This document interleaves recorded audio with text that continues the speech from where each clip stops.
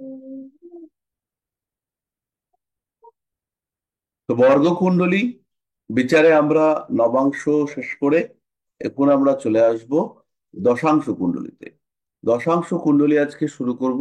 এবার আমাকে একটা জিনিস বলুন, আজকে কি আমাদের নবাংশই করার কথা ছিল, না আজকে আমরা দশাংশতে ঢুকবো?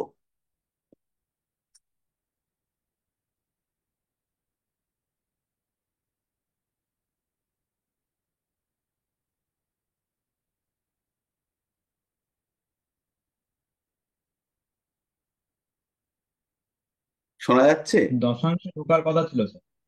নবাংশটা শেষ হয়েছে স্যার, দশাংশটাই শুরু হওয়ার কথা, কিন্তু স্যার একটা কোশ্চেন আছে। হ্যাঁ বলুন। স্যার, মানে 64 যে নবাংশ, তো সেটা আমরা দেখছি যে লগ্ন সাপেক্ষে ফোর্থ হাউসটা। তো এবার আরেকটা জিনিস, লগ্নে যদি রাহু বা কেতু থাকে সেক্ষেত্রে বলেছেন ভালো হবে না। তো ধরুন লগ্নে নবাংশ কুণ্ডলীতে লগ্নে ধরুন রাহু বা কেতু কোনো একটা গ্রহ রইলো, আর লগ্নপতি যদি ওই 64 নবাংশে গিয়ে নিচস্থ হয় সেক্ষেত্রে তো মারাত্মক ফল দেবে নাকি? হ্যাঁ, খারাপ ফলই দেবে। বিশেষত যখন ওই 64 নবাংশটা শনি বা রাহুর মতো গ্রহ যখন পাস করবে। একদমই সমস্যা হবে। আর এই জায়গাটাতে 64 নবাংশ বলতে যে নবাংশ কুণ্ডলীর চতুর্থ ভাবটাকেই বলা হয়েছে, ব্যাপারটা কিন্তু সেরকম নয়। ডি সরি, 64 64তম নবাংশ সবসময়ই চতুর্থ ভাবে পড়বে, এটাতে কোনো সংশয় নেই। লগ্ন যে ভাবে পড়বে তার চতুর্থ ভাবে 64তম নবাংশ পড়বে। কিন্তু তার মানে এটা নয় যে চতুর্থ ভাবটাই হলো 64তম নবাংশ। বুঝতে পারলাম? তার মানে যদি আপনার লগ্ন কুণ্ডলিতে কোনো একটা, যে কোনো একটা জায়গাতে লগ্ন পড়েছে, তো সেইখান থেকে সপ্তম ভাবের যে ডিগ্রি ডিফারেন্স, সেই ডিফারেন্সটা হচ্ছে আমাদের 180 ডিগ্রি। তার সঙ্গে অ্যাপ্রক্সিমেটলি 15 ডিগ্রি যোগ করলে পরে লগ্ন ভাবটা কমপ্লিট হবে। তারপরে হচ্ছে গিয়ে অষ্টম ভাবের প্রথম নবাংশ শুরু হবে। তো ওই যে জায়গাটা, ওই ক্ষেত্রটাতে যখন কোনো পাপগ্রহ মুভ করবে, তখন হচ্ছে গিয়ে এই ধরনের অ্যাক্সিডেন্ট সমস্যা, এই বিষয়গুলো দেখতে পাওয়া যাবে। তাহলে এই ব্যাপারটাকে আমি একটুখানি স্ক্রিনটাকে শেয়ার করবো।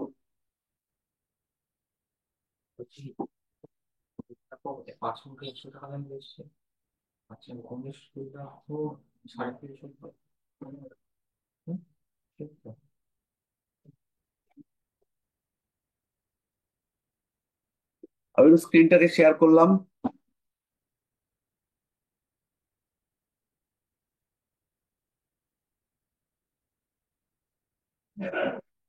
এইবার একটা বিষয়কে খুব ভালো করে বুঝতে হবে, এতদিন যা পড়েছি তার উপরে আরেকটু বিষয়টাকে আমরা গুরুত্ব দেব। তাহলে এইটা হচ্ছে আমার লগ্ন, দেখুন এখানে একটা লগ্ন দেখা যাচ্ছে। একটু নামটা চেঞ্জ করে দিই।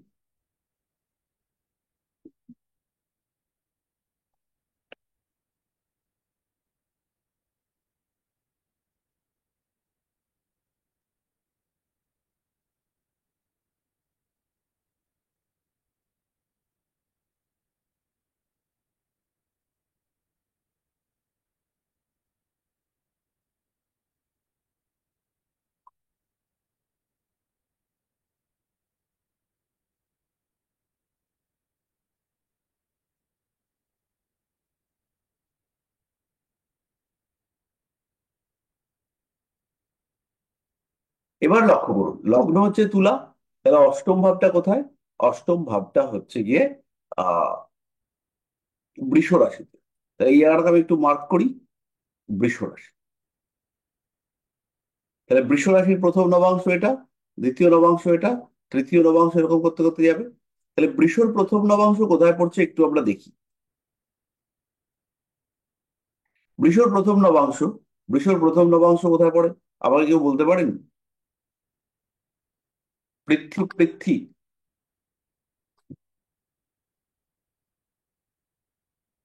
মকর রাশি। মকর রাশি। আর 9টা ভাগ হলো। এক, দুই, তিন, চার, পাঁচ, ছয়, সাত, আট, নয়। এ বাবা, একটা ভাগ বেশি হয়ে গেছে। নটা ভাগ করে দিলাম। তাহলে প্রথম নবাংশটা পড়লো মকরে, তাই তো? তাহলে আমার লাগবে কোন নবাংশটা? যেটা নবাংশ কুণ্ডলিতে লগ্নের 5 নম্বর ঘরে আছে। 5 নম্বর না, 4 নম্বর।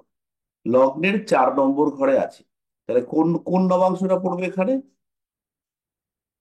যে এই লগ্ন সাপেক্ষে 4 নম্বর ঘরে কোনটা পড়বে? এক, দুই, তিন, চার, পাঁচ। তার মানে বৃষ রাশির যে পঞ্চম নবাংশ, পঞ্চম নবাংশের ডিগ্রি কে বলতে পারবে? চটপট। পঞ্চম নবাংশের ডিগ্রি 13.20 থেকে 13 ডিগ্রি। হ্যাঁ, 16.2। তাহলে এই যে চল্লিশ। স্পেস, এইটা হচ্ছে অ্যাকচুয়ালি 64তম নবাংশ। এই জায়গাটা আমি বোঝাতে পারলাম? কেউ না বুঝতে পারলে বলবেন, বুঝতে পারলে বলার দরকার নেই। স্যার আরেকবার বলুন। 64তম নবাংশটা কোথায় পড়বে? নবাংশ কুণ্ডলিতে লগ্ন থেকে চতুর্থ ভাবে। লগ্ন থেকে চতুর্থ ভাবে, এটা হচ্ছে 64তম নবাংশের ক্রাইটেরিয়া। কারণ 64 মানে হচ্ছে 5 বার ঘুরবে, 5 বার 60, তারপরে 61, 62, 63, 64। তাহলে লগ্ন যেখানে আছে তার চতুর্থ ভাবে 64 নম্বর নবাংশটা পড়বে। এইটুকু যদি কেউ বুঝতে না পারেন বলুন। বুঝেছেন? তাহলে এই নবাংশ জায়গাটা, এই নবাংশ ক্ষেত্রটা, সেটা হচ্ছে আমার এই জায়গাটাতে কোথায় পড়বে? এখানে কোথায় পড়বে? বৃষ রাশিতে আমার অষ্টম ভাব, 8 নম্বর ঘরটা বৃষ রাশিতে আছে। তো কোন জায়গাটা 64 নম্বর নবাংশের মধ্যে পড়বে? তাহলে বার করব কি করে? বৃষের প্রথম নবাংশ মকরে পড়েছে, তাহলে মকরের পরে পড়লো। এবার আমি এখানে দেখলাম লগ্ন রয়েছে, লগ্ন থেকে 4 নম্বর ঘর বৃষ থেকে আমরা দেখব এখানে 64তম নবাংশ পড়েছে। তাহলে মকরের এই যে ঘরটা মকর, সেখান থেকে বৃষ কোথায়? 5 নম্বর ঘরে নবাংশতে। এক, দুই, তিন, চার, পাঁচ। এই 5 নম্বর ঘরে হচ্ছে গিয়ে বৃষ রয়েছে। বৃষর 5 নম্বর নবাংশ। তাহলে বৃষর 5 নম্বর নবাংশ মানে হচ্ছে 1 নম্বর, 2 নম্বর, 3 নম্বর, 4 নম্বর। এইটা হচ্ছে 5 নম্বর। তার মানে এই যে জায়গাটা, এবার লক্ষ্য করুন, দেখা যাচ্ছে। আমি একটুখানি ব্লক করব আহ লাল কালার দিয়ে।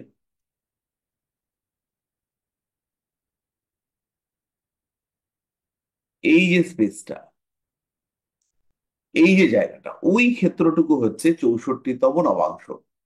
ওই জায়গাটুকুর উপর থেকে যখন কোনো পাপগ্রহের সঞ্চার ঘটবে, অর্থাৎ যখন মঙ্গল শনি যোগ হবে, 13°20 থেকে 16°40 মধ্যের ক্ষেত্রটা অ্যাফ্লিক্টেড হবে, তখন কিন্তু মৃত্যুতুল্য বিপদের সম্ভাবনা আসতে পারে।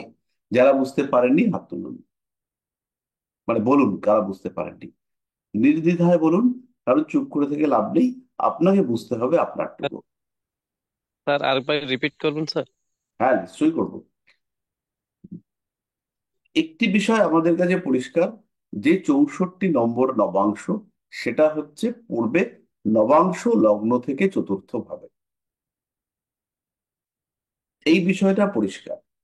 তাহলে আমাদের 64তম নবাংশটা কোথায় পড়েছে? সেটা হচ্ছে এই বৃষের ঘরটা নবাংশ কুণ্ডলী।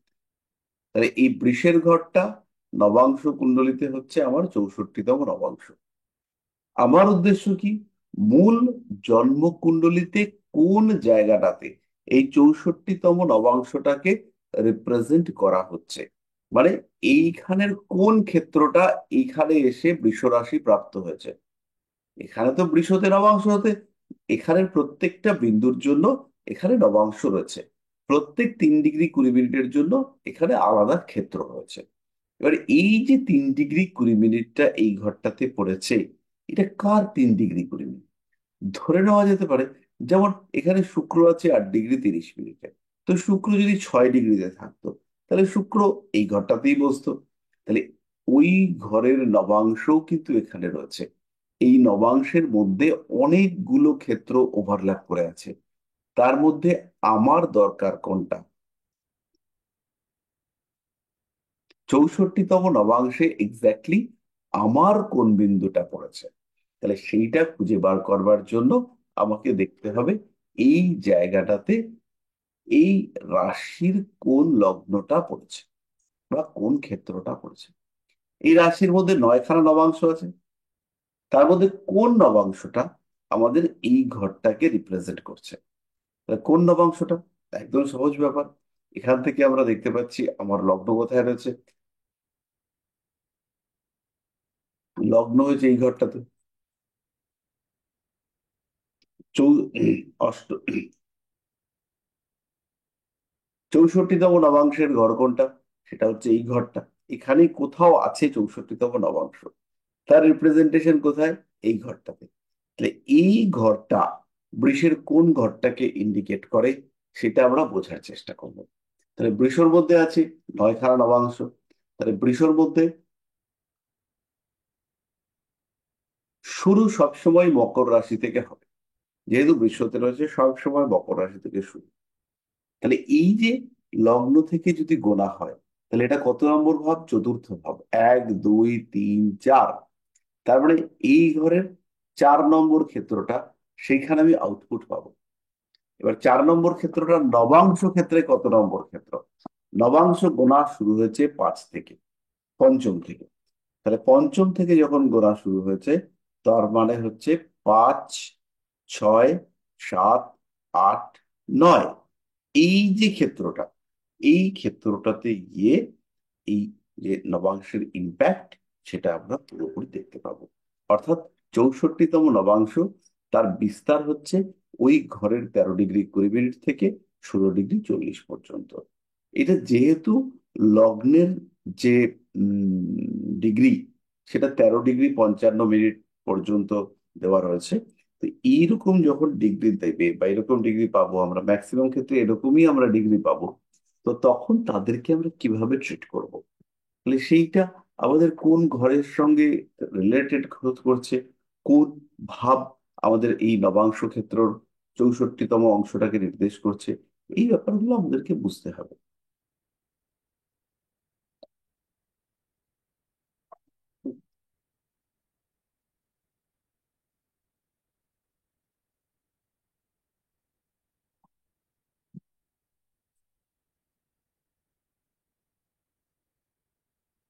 আচ্ছা, তাহলে এবার মোটামুটি বোঝা গেল কি?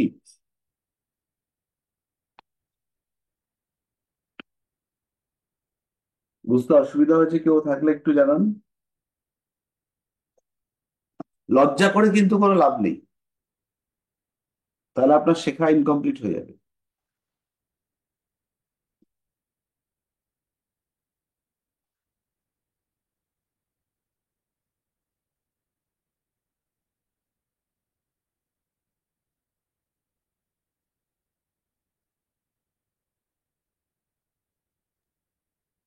স্যার একটা কথা বলবো।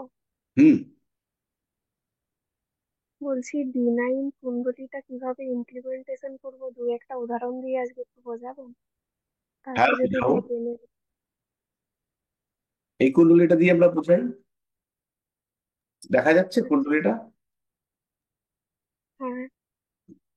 এবার আমাকে বলুন যে 64তম নবাংশ আইডেন্টিফাই করা, এটা আমরা বুঝতে পারলাম কিনা, এটা আমাকে আগে বলুন, তারপরে আমরা একটু ডিনাইন নিয়ে কথাবার্তা বলবো।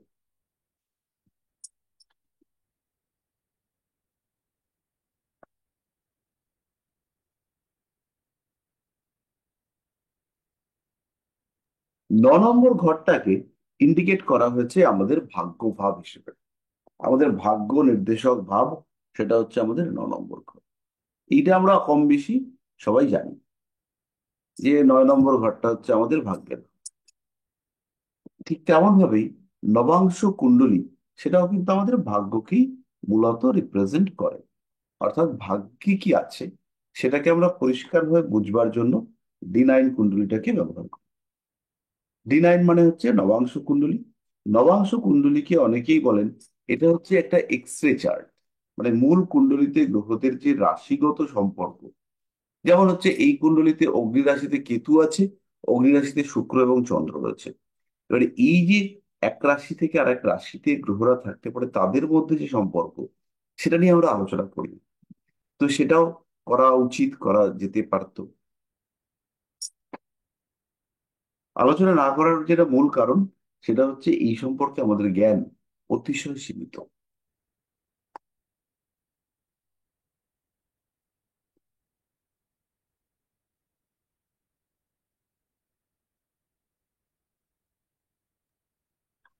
আমার একটা কোশ্চেন ছিল, আহ, নবাংশটা কি আসলে? এটা কি নাইন্থ হাউস? আমি বুঝতে পারতেছি না। ও, আপনার নাম কি? ও, আমি তো ওই যে জয়েন করছি আপনার, আপনার দুইটা ক্লাস করতেছি। আর আহ, এখনো সবগুলো কোর্সে আসলে যাওয়া হয়নি। তো আচ্ছা, এটা আমার কাছে সম্পূর্ণ নবাংশ, নতুন আর কি। দশাংশ, এগুলো হচ্ছে ডিভিশনাল চার্ট। প্রত্যেকটা চার্টকে ভাগ করা হয় কতগুলো ডিভিশনে, এবং তার মাধ্যমে আরো কতগুলো চার্ট তৈরি করা হয়। তো সেরকম কতগুলো চার্টের মধ্যেই একটা চার্ট হচ্ছে নবাংশ, যার মাধ্যমে মূলত নর্মাল ওয়েতেই আমরা বিয়ে বিচার করি। যে সময় আপনি এসছেন সেই সময়টা একটু জটিল সময়, অনেকটা এগিয়ে গেছে আমাদের, কিন্তু তা সত্ত্বেও আশা করি খুব অসুবিধা হবে না। মাঝখানে যাওয়ার পর থেকে আস্তে আস্তে রপ্ত করতে শুরু করবেন যে কি বলে লোকটা। এনিওয়ে, এই মানুষ থ্যাংক ইউ স্যার। বিবাহিত জীবন নিয়ে আমরা ডিসকাস করব। আমার কাছে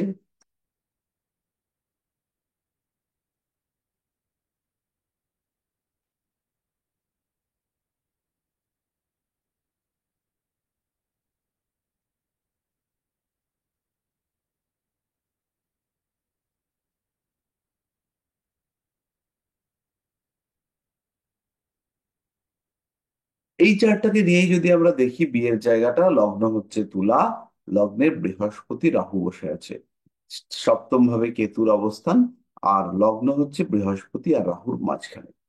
অন্যদিকে রবি বুধ এরা নিজস্থ হয়ে বসে আছে। শনি, বৃহস্পতি, রাহু এবং রবি বুধ এরা কিন্তু ট্রাইন সম্পর্কে রয়েছে, ত্রিকোণ সম্পর্কে রয়েছে। এবং বুধের ওপর বৃহস্পতির একটা দৃষ্টি, সরি, বুধের ওপর বৃহস্পতির একটা দৃষ্টি, এবং তার সঙ্গে সঙ্গে বুধের যে ক্ষেত্র, তার ত্রিকোণেও কিন্তু শনিদেব আছে। অর্থাৎ আহ যে কোনো গ্রহ তাকে এই রবির উপরে প্রভাব বিস্তার করতে হলে এই প্রথম কঠিন কঠোর যে পার্টটা, যেখানে পাথর বিছানো রয়েছে বা কঠিন যে টাফ টাফ জায়গা রয়েছে, সেই জায়গাটা খেয়াল রাখতে হবে। কিরকম ব্যাপারটা? তাহলে লগ্নতে রয়েছে বৃহস্পতি এবং রাহু, তাহলে নর্মালি এর ম্যারিড লাইফে ডিস্টারবেন্স থাকবে। বলতে পারেন বৃহস্পতি থাকার জন্য তো ম্যারিড লাইফটা ভালো হবে।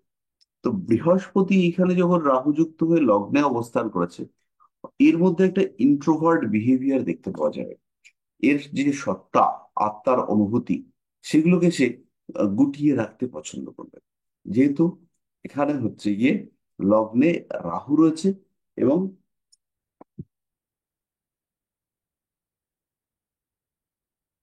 রবি, শনি, লগ্ন, বৃহস্পতি এরা সব ট্রাইন সম্পর্কে রয়েছে। তাহলে এবার আমরা দেখি এর ম্যারিড লাইফে কি হতে পারে। তাহলে বিবাহিত জীবনে আমরা প্রথমেই দেখছি যে লগ্নে রয়েছে বৃহস্পতি 11 ডিগ্রি 10 মিনিটে, মানে রাহুর নক্ষত্রে। অন্যদিকে রাহু সেও বিবাহিত জীবনটাকেই ড্যামেজ করছে। ফলে এই জায়গাতে দাঁড়িয়ে এই বিবাহিত জীবনটা কি হবে? তাহলে আমরা বলতে পারি বিবাহিত জীবনটা তোমার ভাই ভালো হবে না। এবার পরের কোশ্চেন বলবে যে আমার কি ডিভোর্স হবে? এবার ডিভোর্স হবে কিনা এই চার্টটাকে দেখে আইডেন্টিফাই করার চেষ্টা করুন আপনারা, ডিভোর্স হবে কিনা।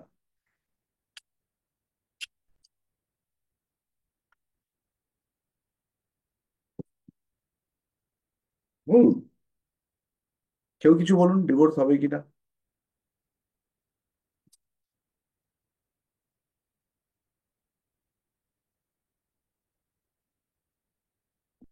স্যার, সপ্তমপতি মঙ্গল তো অষ্টমে বসে আছে লগ্নের। হুম, হুম। তাহলে এক্ষেত্রে আহ, বলা যেতে পারে যে লগ্নের সাথে তার স্পাউসের একটা আর্টের সম্পর্ক রয়েছে, ডেথ দেখাচ্ছে বা ছাড়াছাড়ি দেখাচ্ছে। তাহলে প্রথম এখানে প্র্যাকটিক্যালি কি ঘটনাটা ঘটবে সেটা বলি। লগ্নে রাহু অতৃপ্তি ডেকে আনবে, বৃহস্পতি সংযোগ করার চেষ্টা করবে, কষ্ট দিয়ে, ঝামেলা, অশান্তি, উৎপাত এই সমস্ত দেবে, দিয়ে প্রবলেম ক্রিয়েট করবে, যাতে প্রবলেমটা না যায় তার একটা চেষ্টা করবে, আর প্রবলেম থেকে হালকা পাতলা করে বাঁচানোর চেষ্টা করবে। তৃতীয় রয়েছে রবি বুধ, এবং এইখানে মঙ্গল, যাকে আমরা বলছি যে সপ্তমপতি অষ্টমে চলে গিয়ে খুব সমস্যা করেছে, এই মঙ্গল যার নক্ষত্রে রয়েছে 12°49', সে হচ্ছে চন্দ্র, তার সঙ্গে শুক্রের সংযোগ হয়েছে। ফলে আলটিমেটলি এটা কিন্তু একটা ভালো যোগ হিসেবে ট্রিটেড হবে।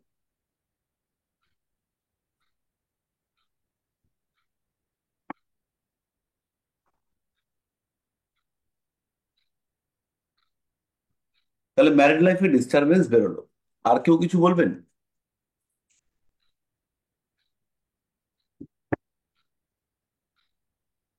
পঞ্চমে শনি।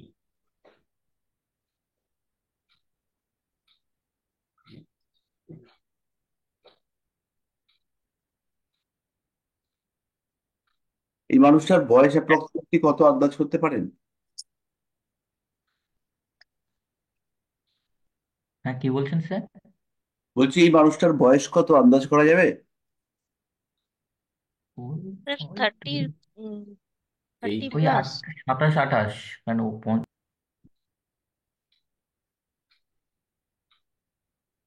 একদম সিম্পল রাস্তা, আপনাকে 27 28 হবে। ক্যালেন্ডারে দেখতে হবে। স্যার শনি, শনি তো কুম্ভ রাশিতে বসে রয়েছে, তো হুম, এখনো শনি কুম্ভ রাশিতেই আছে, সেক্ষেত্রে কি 30 হুম। প্লাস মানে হ্যাঁ। 30 ওই বছর 27 28 এরকম ডিগ্রিটা দেখতে হচ্ছে। ডেট অফ বার্থ দেওয়া আছে তো, 94।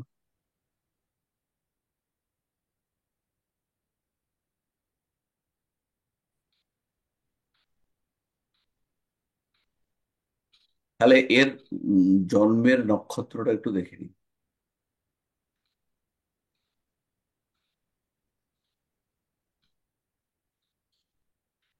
রবির দশা, জন্মকালীন দশা, সেটা হচ্ছে রবির দশা। আর এই মোটামুটি কুণ্ডলী, পরবর্তীকালে রাহুর দশা আসছে, তাতে বিপদের মাত্রা, অশান্তি, ঝামেলা, ঝঞ্ঝাট এগুলো আরো বাড়তে দেখতে পাওয়া যাবে। আর উম, লগ্নে বৃহস্পতি রাহু যুক্ত হয়ে রয়েছে। বৃহস্পতিটা কম ডিগ্রি পেয়েছে, বরঞ্চ রাহুকে আমরা বলতে পারি যে রাহু একটা কন্ট্রোলিং প্ল্যানেট হিসেবে কাজ করবে এখানে। স্যার নবাংশ কুণ্ডলিতে সপ্তম পতিত কেতু যুক্ত। তো এইরকম হচ্ছে গিয়ে আমাদের কুণ্ডলীটা নেবার পরে বিচার করতে হবে। তো এইখানে আমাদের নবাংশ কুণ্ডলীটা পাশে রয়েছে, তাই নবাংশে কিন্তু চার্টের কিছু পরিবর্তন ঘটেছে। প্রথম হচ্ছে গিয়ে আমার লগ্নটা চেঞ্জ হয়ে কুম্ভতে চলে এসছে। কুম্ভ সপ্তমপতি, সে হচ্ছে রবি। সে শুক্র আর রাহু এদের দ্বারা পীড়িত হয়ে বসে আছে।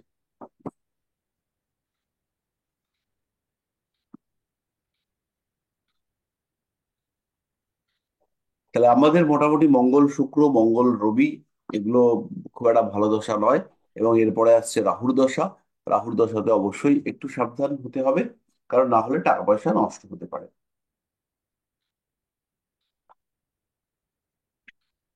আচ্ছা, আমাদের যেটা প্রতিকার করতে হবে সেটা হচ্ছে কেতুর দশার জন্য কোনো প্রতিকার লাগবে না।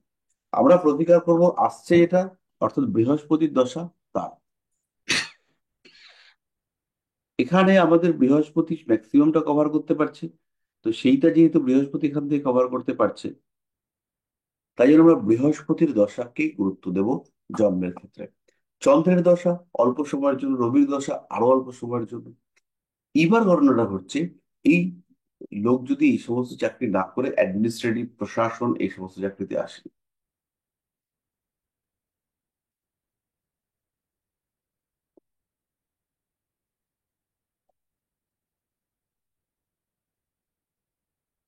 তাহলে এবার আমরা নবাংশ কুণ্ডলীতে কি দেখবো সেটাতে চলে আসি। নবাংশ কুণ্ডলীতে আমার কাছে লগ্নটা আছে। লগ্নটা হচ্ছে কুম্ভ। সপ্তমপতি কোথায়? সপ্তমপতি রবি, রবি রবি শুক্র এবং রাহুর সঙ্গে। এটাই ইন্ডিকেট করছে বিয়ে হবেই, এবং বিয়ে হবেই, কেউ আটকাতে পারবে না। এই যে পঞ্চম ভাবে শুক্র রবি বুধ বসে রয়েছে। তো এদেরকে, এরা হচ্ছে গিয়ে সাকসেস এনে দেবে এবং অবশ্যই দেবে। আচ্ছা, সেই তুলনায় আমাদের যে আহ অন্যান্য সিস্টেম বা একটু শর্টকাট সিস্টেম, সেগুলো আমাদের অ্যাভয়েড করাটাই উচিত। সেই ক্ষেত্রে ব্যাপারটা ঠিকঠাক থাকবে। এবার আমাকে বলতে হবে, কয়েকটা ছোট্ট ছোট্ট প্রশ্ন করি, যে এই মানুষটা তো মাঙ্গলিক আছেই, যদি মাঙ্গলিক নাও থাকতো, বাকি লগ্নে বৃহস্পতি রাহু এটা মাঙ্গলিকেরই এফেক্ট দিত।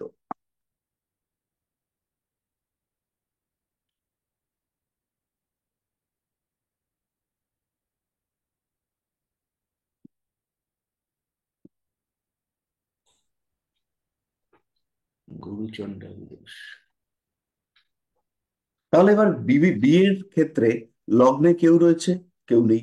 দ্বাদশে বৃহস্পতি রয়েছে, বৃহস্পতিটা বর্গোত্তম হয়নি, চন্দ্র বর্গোত্তম হয়নি, কেউই বৃহস্পতি তো নিচে। পেতে বর্গোত্তম হয়নি। রবিটা বর্গোত্তম হয়েছে এবং পিছনে চলে গেছে।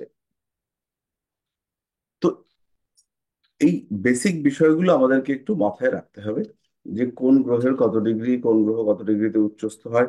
কয়েকটা লিখে প্র্যাকটিস করলেই ব্যাপারটা ইজি হয়ে যাবে।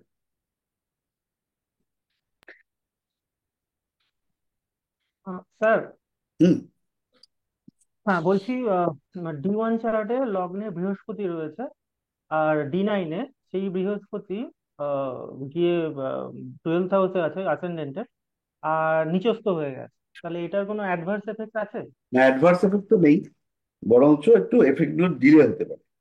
যে যার হচ্ছে কি এই ধরনের প্রবলেম নেই, তার ক্ষেত্রে 1.5 বছর হয়ে গেল, 1600 টাকায় হয়ে গেল। আর যার ক্ষেত্রে প্রবলেম আছে, তার হয়তো দেখা গেল 16 বছরেও কমপ্লিট হলো না।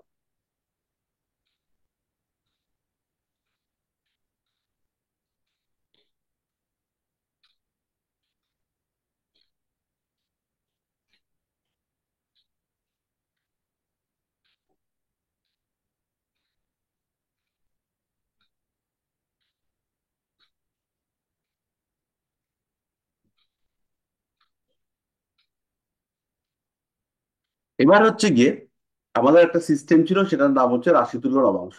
তাহলে রাশির এই গ্রহগুলো থাকবে, আমি এখানে নবাংশটাকে লিখে দেবো।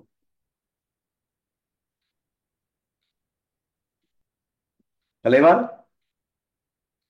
লক্ষ্য করুন, সপ্তমে কি হচ্ছে, শুক্র চন্দ্র।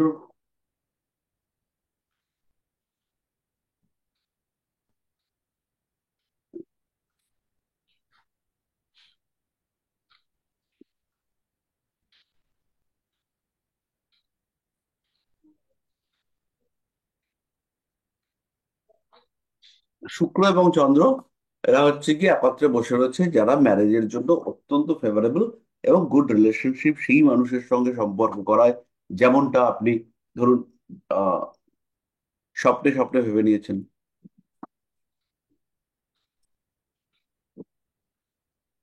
তো যাই হোক না কেন, নবাংশ কুণ্ডলী থেকে আমাদের এই যে রাশি তুল্য নবাংশ বা নবাংশ তুল্য রাশি, এই ক্যালকুলেশনটা করা হয়, এটাও অত্যন্ত গুরুত্বপূর্ণ। কারণ আমাদের মূল জন্মকুণ্ডলীতে চন্দ্র, সে এমন অবস্থায় রয়েছে যে সে কিন্তু আমাদের পুরোপুরি সাপোর্ট দিতে পারছে না। তাহলে এইখানে আমাদের সাপোর্টের দরকার রয়েছে। তার সঙ্গে সঙ্গে হরমোনাল ব্যাকআপ, এই ধরনের কাজকর্ম তো রয়েছে। যদি নর্মালি না হয়, সেই ক্ষেত্রে আমাদের কোনো রকম ভাবে সাপোর্ট নেওয়ার চেষ্টা সেটা করতে হবে। তো যাই হোক না কেন, নবাংশের যে মোটামুটি ইমপ্লিমেন্টেশন, সেটা কি আমরা বুঝতে পারলাম?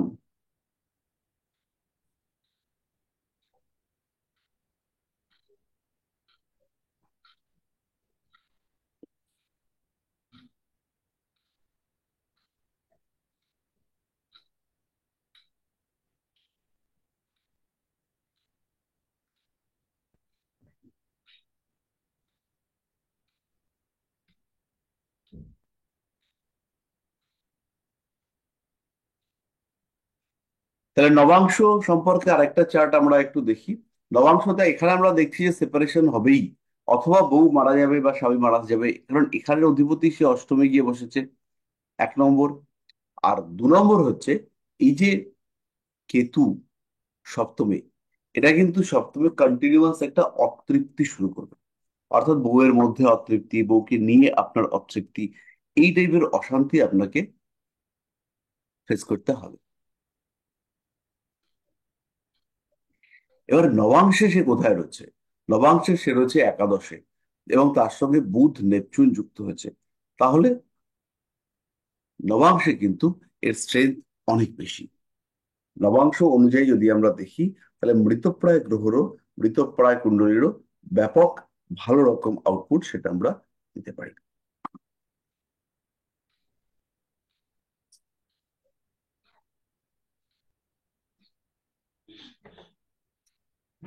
আচ্ছা,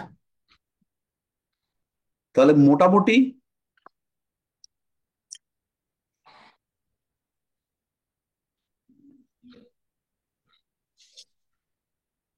আমাদের কি এই পার্টটা মোটামুটি বোঝা গেল?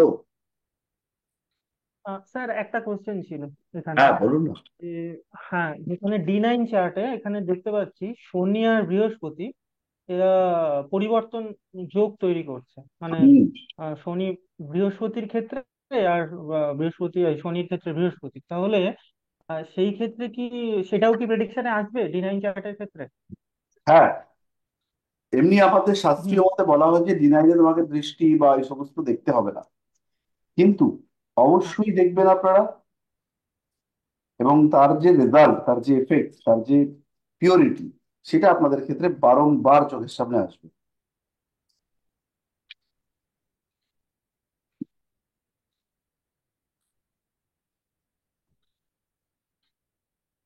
যেমন এখানে হচ্ছে গিয়ে মঙ্গল, রাহু, শনি, এদের মধ্যে একটা রিলেশনশিপ তৈরি হচ্ছে।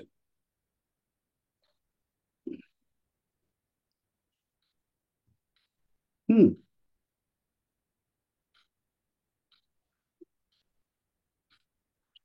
এবার আহ ঘটনাটা হচ্ছে, এই যে চার্ট আমরা দেখছি, এটা 94, 93, 94 সালে এরকম কুণ্ডলী তৈরি হতো। এরকম মানে হচ্ছে গিয়ে এই দশা মার্ক করে এবং কয়েকটা বিশেষ চিহ্ন মার্ক করে। এখন এখানে কনস্টিলেশন বা নক্ষত্র অ্যাড হয়েছে। মোটামুটি প্রত্যেক জ্যোতিষী নক্ষত্র সংখ্যা অ্যাড করার চেষ্টা করেন। আচ্ছা, আর কারোর কোনো প্রশ্ন আছে?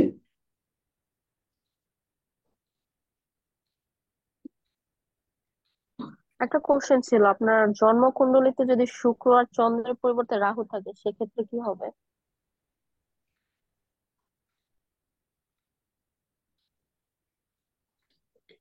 আরেকবার বলুন। জন্মকুণ্ডলীতে যেখানে শুক্র ও চন্দ্রের অবস্থান, ওইখানে যদি রাহু থাকে হুম। লগ্নে, তখন কি হবে? তখন নর্মালি সে চলবে, পাথর ছাড়াই।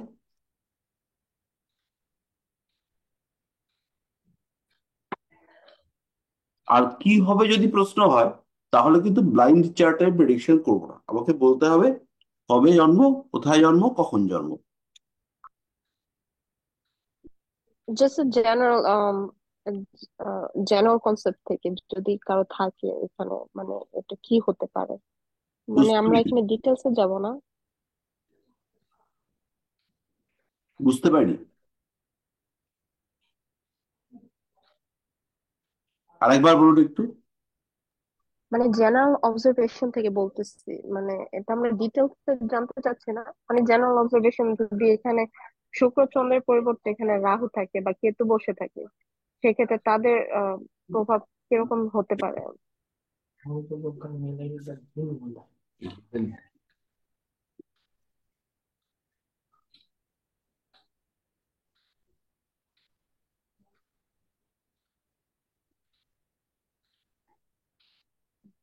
সিলভার ফোন করে জিজ্ঞেস করুন।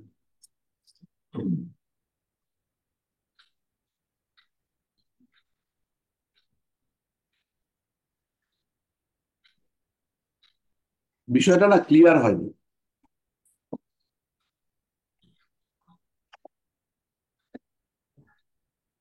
হ্যালো। আহ নেভার হ্যাঁ হ্যাঁ, নেভার মাইন্ড, সমস্যা নেই। আমি আসলে আমার জন্মকুণ্ডলীটা দেখতেছিলাম, তো তখন আমি এটা বোঝার জন্য আর কি জিজ্ঞেস করছি। না, আর ওইটাতে সমস্যা আপনি নেই, বুঝতে পারবেন। আমি হয়তো বুঝে বলতে পারতেছি না। আপনাকে যখন হচ্ছে গিয়ে কুণ্ডলীটা পুরো কুণ্ডলী আসবে, তখন সেটাকে আমরা বিচার হুম করবো। হুম। তার আগের অবস্থাটাকে বলা হয় ব্লাইন্ড চার্ট, মানে আমরা তার সম্পর্কে প্রেডিক্ট করতে পারবো না আলটিমেটলি। তাদের নাম হচ্ছে ব্লাইন্ড চার্ট, ও আচ্ছা। কারণ সেই চার্টে কোনো date of birth, time of birth, place of birth কিছু নেই, শুধুমাত্র ছকটা আছে।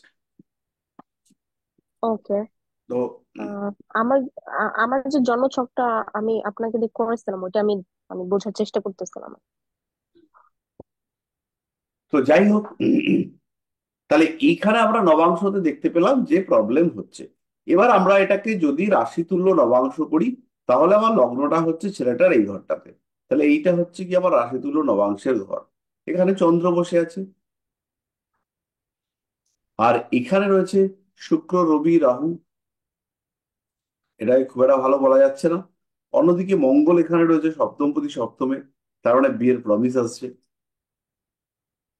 এরপরে যদি প্রশ্ন আসে আঘাত প্রাপ্তি বা অন্য কোনো সমস্যা বা বিবাহ বা এই সমস্ত কিছু, তখন আমরা নবাংশ কুণ্ডলী থেকে দেখব যে আদৌ ঘটনাটা ঘটবে কিনা। যদি নবাংশের যোগ থাকে তাহলে হবে। এই যে চার্টটা, এর একটা হাঁটু ভেঙে গেছে স্কুলে পড়তে পড়তে, তো সেখানে হাঁটু ভাঙার কম্বিনেশন আছে কিনা দেখি। তাহলে শনিদেবকে পীড়িত হতে হবে, শনিদেবকে প্রথম পীড়িত হতে হবে।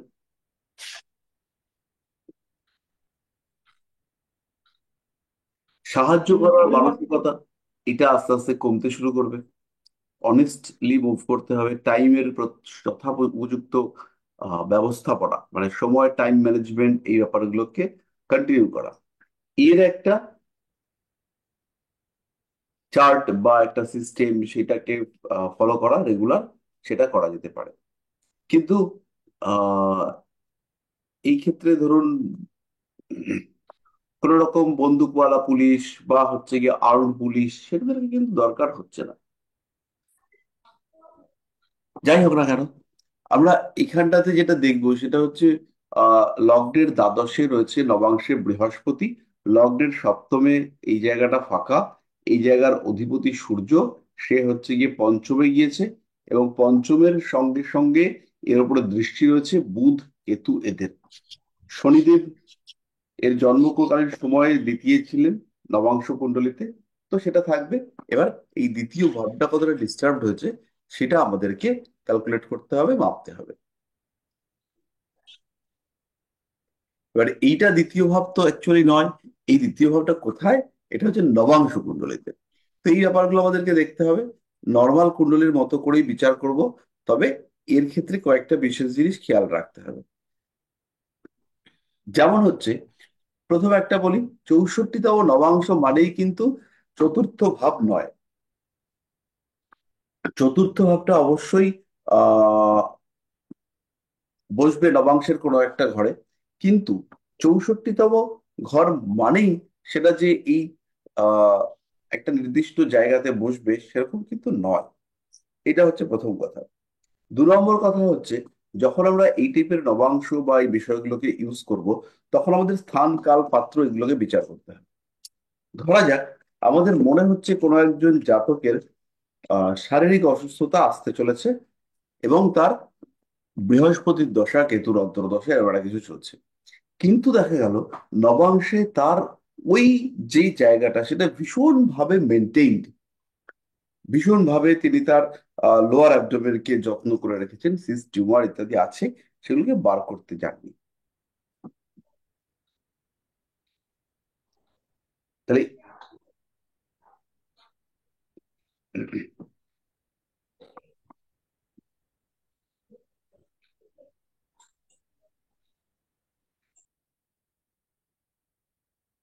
মাঝে মাঝে আমার মাথা ব্ল্যাঙ্ক হয়ে যাচ্ছে, কেন আমি বুঝতে পারছি না। না, আমরা এই চার্টটাকে বাদ দিয়ে আরেকটা চার্টে চলে আসি। তাহলে নবাংশ যখন ক্যালকুলেট করব, তখন আমাদেরকে দেখে নিতে হবে যে লগ্ন থেকে এই সপ্তম ভাবটা কেমন রয়েছে। এখানে আমরা দেখেছি ম্যারেড লাইফে মাঙ্গলিক রয়েছে, নব সপ্তমে কেতু রয়েছে, বুধ রবির কম্বিনেশন হয়েছে, তবে শুক্রচন্দ্র একটা যোগ রয়েছে। এবার এখান থেকে আমরা যদি রাশি তুল্য নবাংশ বার করি, না, নবাংশ তুল্য রাশি তুল্য নবাংশ যদি বার করি, তাহলে এখানে যেটা লগ্ন আছে সেটাকে আমি লগ্ন হিসেবে লিখে দেবো।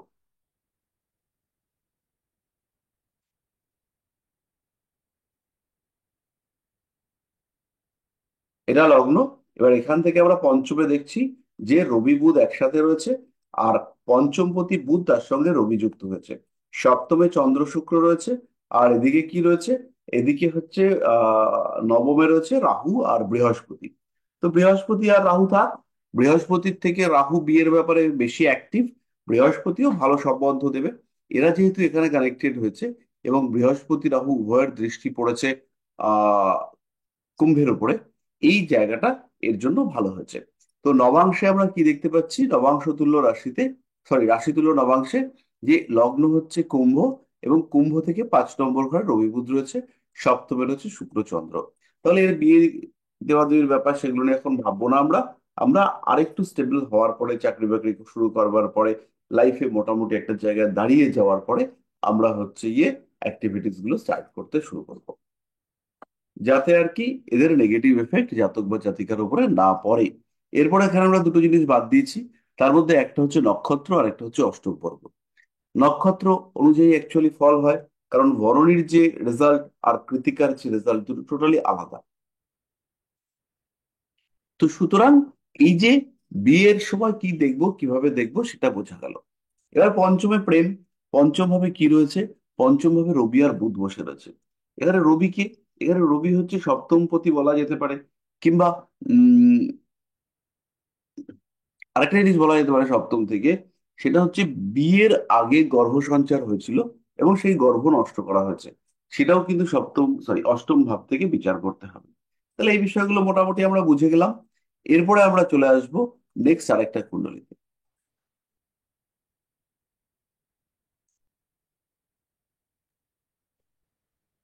স্যার আমি একটা কোশ্চেন করবো? হ্যাঁ, আগের দিন আমরা D9 এর যখন রুল কিছু পড়ছিলাম, সেখানে লেখা ছিল না যে যদি নবাংশের যে লগ্ন, সেই লগ্নপতি যদি দুস্থানগত হয়, তাহলে তো উম, সেটা একটু খারাপ হবে। আর যদি সপ্তমে সূর্য, বুধ, কেতু থাকে, তাহলে সেই চারটা ডিস্টার্ব হয়ে যাবে। তো এখানে আমি একটা একটা লজিক বুঝতে চ্যাটের হবে, ক্ষেত্রে। কেন ডিস্টার্বড হবে। এই লজিকটা বুঝতে পারলে আর কোনো রকম সমস্যা হবে না। লজিকটা হচ্ছে একদম সিম্পল।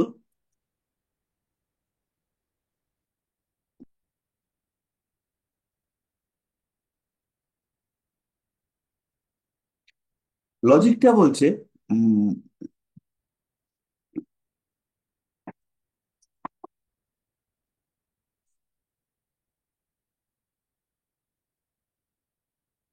D9 চার্ট থেকে আমরা বললাম যে এখান থেকে আহ, বিয়ে বিচার করা হবে, আর এর 9th হাউস থেকে সেকেন্ড ম্যারেজ বিচার করা হবে। তাহলে second marriage, extra marital affairs, এগুলোর জন্য আমরা এদেরকে ইউজ করতে পারি। আর আহ আগের দিন যেটা বলা হয়েছিল D9 চার্ট সম্পর্কে, সুষমা আরেকবার একটুখানি রিপিট করুন। হ্যাঁ, যে নবাংশের লগ্নপতি যদি দুস্থানগত হয়, আর সপ্তম হাউসে যদি শনি, কেতু, বুধ, রবি এরা থাকে, তো ম্যারেজ লাইফটা ডিস্টার্ব করে। তো একটা চার্টের ক্ষেত্রে দেখলাম বৃশ্চিক লগ্ন পড়েছে নবাংশে, তার লগ্নপতি অষ্টমে চলে গেছে, কেতু যুক্ত হয়ে গেছে। আর সপ্তমে সূর্য আছে, আর তৃতীয় সপ্তম পতি হচ্ছে তৃতীয়। তো এনার ম্যারেজ লাইফটা কেমন হতে পারে? খারাপই তো মনে হচ্ছে। এর ম্যারেজ লাইফটা খারাপ হবে, অবশ্যই খারাপ হবে। কারণ এইখানে একটা অদ্ভুত জিনিস আমি লগ্ন। দেখেছি, সেটা একটুখানি বলি। যে প্রচন্ড ভাবে ডিস্টার্ব জন্মকুণ্ডলী, ভীষণ বাজে, মানে চরম বাজে জন্মকুণ্ডলী, কিন্তু সেই জন্মকুণ্ডলীতেই খুব ভালো থাকছে। কারণ দেখা গেছে যে স্বামীর জন্মকুণ্ডলীটা হয়তো অস্বাভাবিক ভালো, এবং স্বামীর জন্মকুণ্ডলী অস্বাভাবিক ভালো হওয়ায় তারা যেহেতু একসঙ্গে রয়েছেন, তার একটা ইম্প্যাক্ট ভদ্রমহিলা পেয়েছেন। তো এরকম আর কি হয়, যে একসঙ্গে থাকার ফলে, কোনো একটা বিশেষ জিনিস ব্যবহারের ফলে মানুষের হচ্ছে গিয়ে ধ্যান ধারণার পরিবর্তন ঘটতে দেখতে পাওয়া যায়।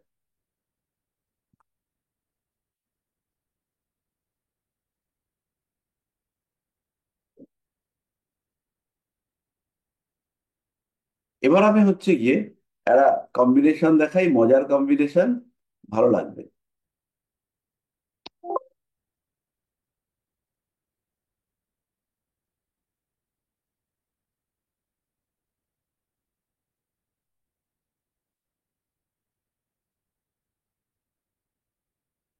এই চার্টের কম্বিনেশনটাতে আমরা দেখতে পাবো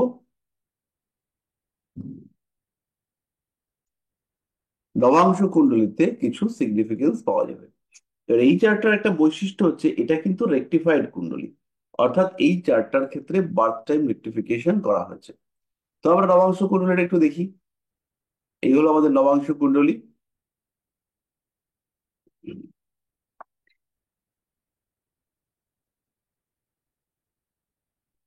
তো নবাংশ কুণ্ডলীতে লক্ষ্য করুন, এখানে কুম্ভ লগ্ন হয়েছে, দ্বিতীয় রবি রয়েছে, পঞ্চমে রাহু রয়েছে, সপ্তমে কি রয়েছে, মঙ্গল এবং বৃহস্পতি। কোনো একজন জাতক যদি তার স্ত্রীকে নিয়ে চলে আসে পরিবারের অমতে কিংবা গোপন ভাবে, সেই ক্ষেত্রে কি ধরনের কম্বিনেশন আমরা নবমে দেখতে পাবো সেটা আমরা দেখব। তাহলে এইখানে খেয়াল রাখতে হবে এই যে কম্বিনেশন, এইটা হবে 3-7-12, 3-7-12। এবার যদি কেউ এখানে সাপোর্ট করে তাকেও আমরা দেখতে পাবো। তাহলে এই 3-7-12 এই কম্বিনেশন কিন্তু নবাংশ কুণ্ডলীতে থাকবে। এবার একটা কথা আপনারা বলতে পারেন যে যে এলো, মানে যে চলে এলো আর যে আনতে গেল, এদের দুজনের কি ডিফারেন্স থাকবে? তাহলে অনেক সময় দেখতে পাওয়া যায় যে বাবার বাড়ি থেকে মেনে নিচ্ছে, কিন্তু ইয়েতে মানছে না, শ্বশুর বাড়িতে বৌমাকে মানছে না কিছুতেই। তো এরকম প্রচুর সমস্যা আমরা দেখতে পাই। তো এই চারটার ক্ষেত্রে এরকম কোনো যোগ আছে কিনা দেখুন। তৃতীয় পতি 3-7, 3-7 এবং তার সঙ্গে 12, 12 কানেকশন কিন্তু থাকতে হবে, 12 কানেকশন না থাকলে পরে হবে না। আচ্ছা, 3-7 এবং 12 কানেকশন এটা আমাদের চাই। 12 কানেকশন এখানে নেই, তার মানে এর হচ্ছে গিয়ে পালিটালি যাওয়ার সম্ভাবনা কম। তাহলে এবার আরেকটা কুণ্ডলী দেখি।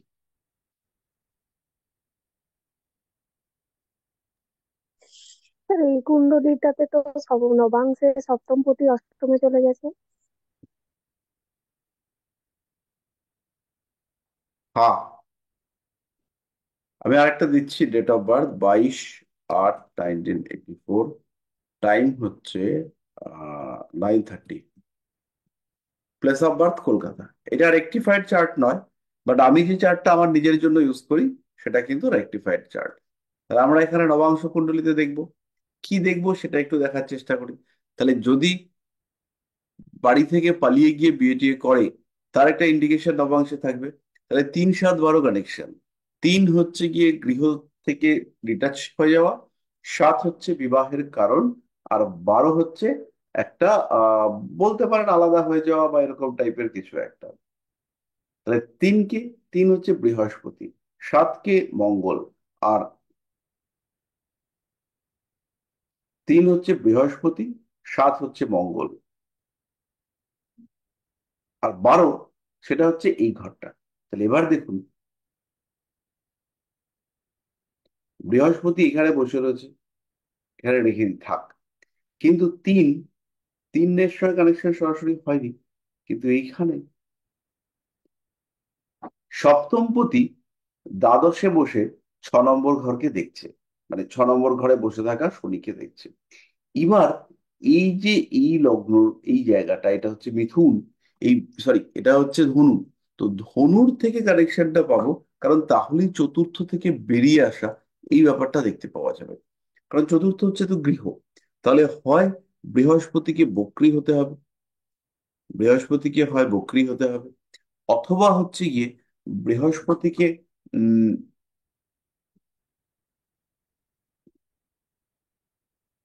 ও আমাদের কানেকশন পেয়ে গেছি, অত আর দেখতে হবে না। মঙ্গলের দৃষ্টি 12 নম্বর থেকে সরাসরি 3 নম্বর।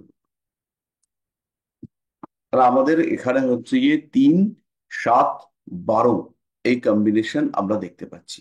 এই কম্বিনেশনের সঙ্গে রাহুর অ্যাটাচমেন্ট রয়েছে, তার জন্য এই মহিলা কিন্তু বাড়ি থেকে চলে এসেছিলেন। তো এইরকম ঘটনা এবং অদ্ভুত ঘটনা, এটা কিন্তু কোনো প্রেম ট্রেম নয়, ওরা উনি প্রেম নয়, উনি অ্যারেঞ্জ ম্যারেজে বাড়ি থেকে পালিয়ে বিয়ে করেছেন।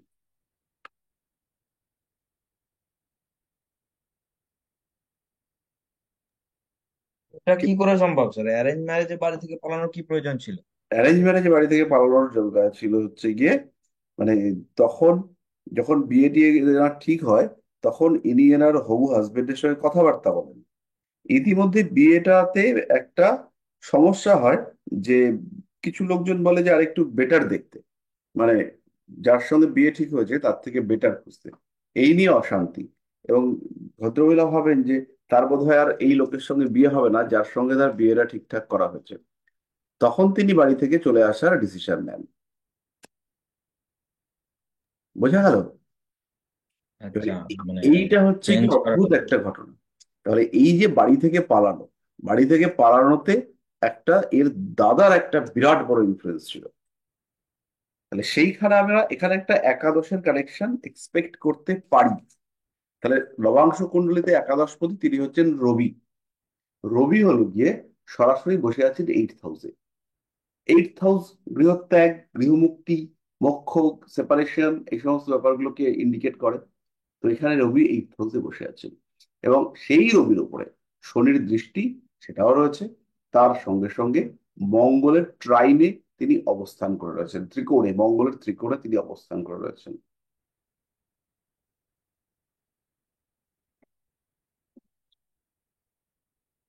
যাই হোক, এই সমস্ত জটিল বিচারের মধ্যে আমরা এখন যাব না, আমরা একটু দশাংশ শিখবো। তার আগে সুষমা একটা জিনিস বলুন, আপনার কি বিষয়টা পরিষ্কার হয়েছে?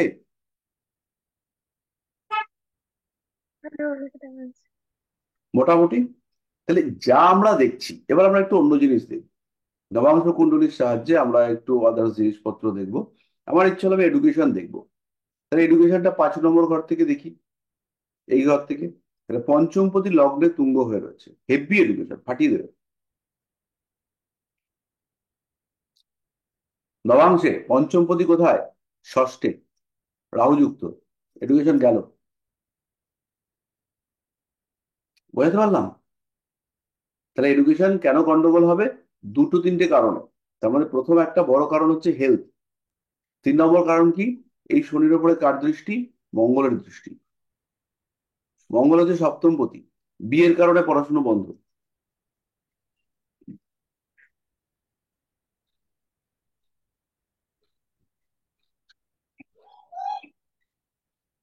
এই ফোনটা আমি নিয়ে গেলাম, এই নাম্বারটা লাগবে। তাহলে স্যার মেন চার্টে যে পঞ্চমপতি তুঙ্গ হলো সেটার রেজাল্ট কি থাকবে না, মানে শুভ রেজাল্ট পাবে না? শুভ রেজাল্ট পাবে। পঞ্চমপতি যখন তুঙ্গ হবে তখন হচ্ছে গিয়ে অর্থপ্রাপ্তি বা হচ্ছে গিয়ে আরো কিছু কিছু ঘটনা সেগুলো ঘটতে দেখতে পাওয়া যাবে। কিন্তু এই শনির যে রেজাল্ট আমাদের এক্সপেক্টেড, আমরা যে পরিমাণ উন্নতি, যে পরিমাণ ডেভেলপমেন্ট আশা করতে পারি শনির থেকে, সেইটা এই শনি দিতে পারবে। এই একই দিনে জন্ম একজন মানুষ, তার হচ্ছে কি বিশাল স্মৃতিশক্তি এবং সে জ্যোতিষে অত্যন্ত পারদর্শী, শিক্ষিত জ্যোতিষী হিসেবে তাকে বলা যেতে পারে।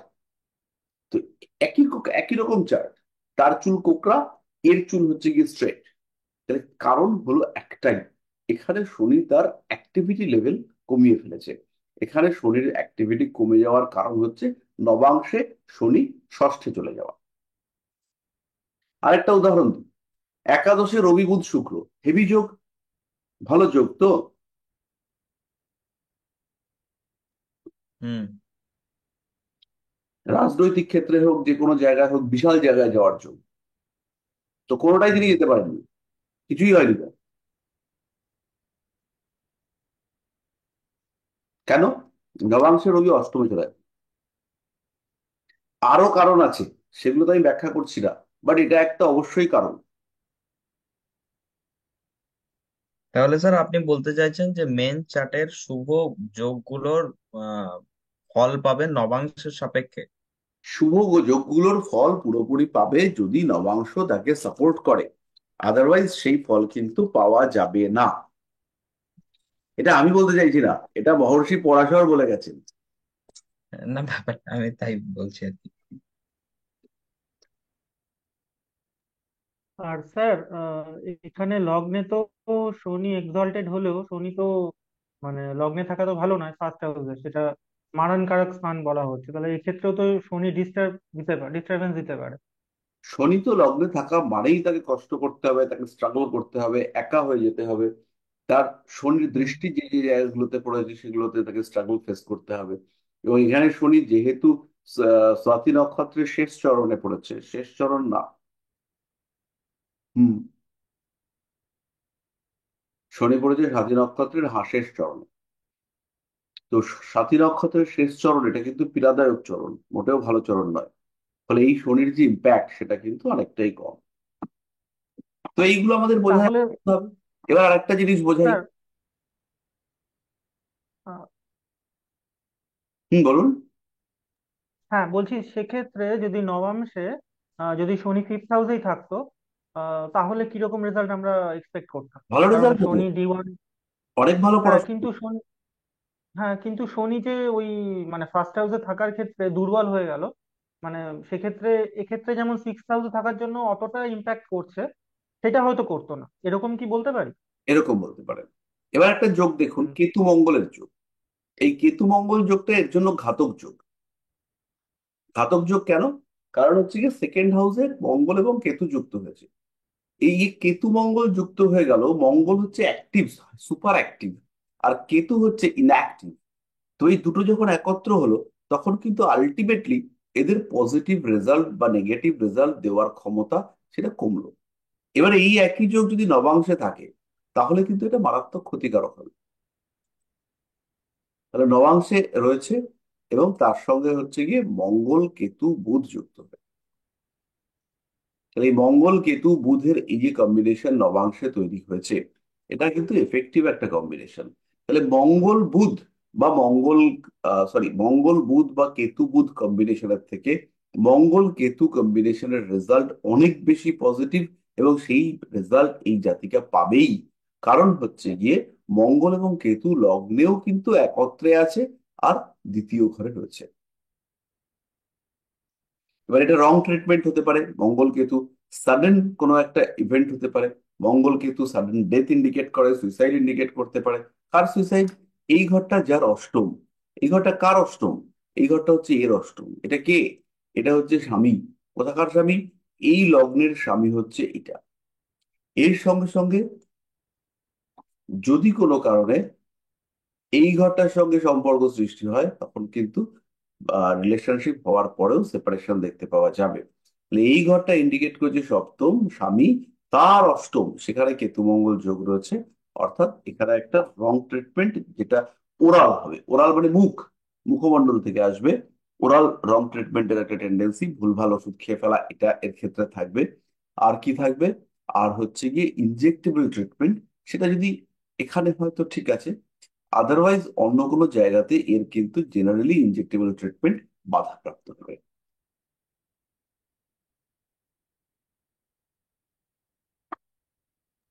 স্যার, হুম। তো এই জাতিকার বলতে পারে ইনার যে হাজবেন্ড হবে, হাজবেন্ড জ্যোতিষও হতে পারে, অষ্টমে মঙ্গল কেতু আছে এরকম? না, লগ্নে মঙ্গল কেতু। না, সপ্তম থেকে যদি অষ্টম কাউন্ট করি। হ্যাঁ, হ্যাঁ, বুঝতে পারি। অবশ্যই হবে। কারণ এর হাজবেন্ড তো আমি।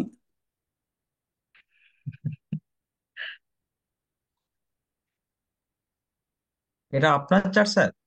না, এটা আমার মিসেসের চার্ট। আপনি স্যার বলেই দিন। ও আচ্ছা। হুম। তো নবাংশ একটা রাশিচক্রকে সাপোর্ট দেয়, কারণ নবাংশকে পরিপূরক কুণ্ডলী হিসেবে ধরা হয়েছে। বাকিগুলোকে কিন্তু পরিপূরক কুণ্ডলী হিসেবে ধরা হয়নি। ষষ্ঠী অংশকে ধরা হয়েছে। ষষ্ঠী অংশ আমরা ভীষণ গুরুত্ব দেব কখন? যখন হচ্ছে গিয়ে কোনো গ্রহের অবস্থা, বলবত্তা, এগুলোকে ক্যালকুলেট করতে হবে।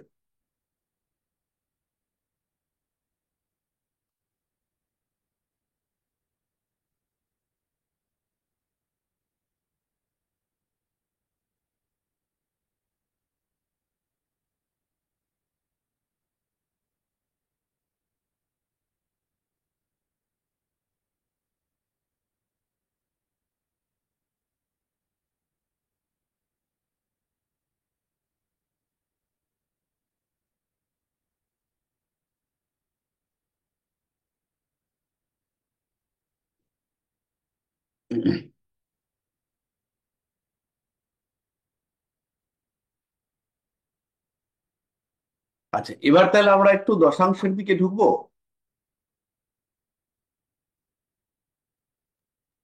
হ্যাঁ স্যার, ঢুকতে পারেন। তো আমাদের তো মোটামুটি শেষের দিকে চলে এসেছি।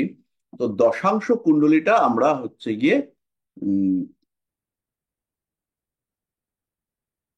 এক সেকেন্ড।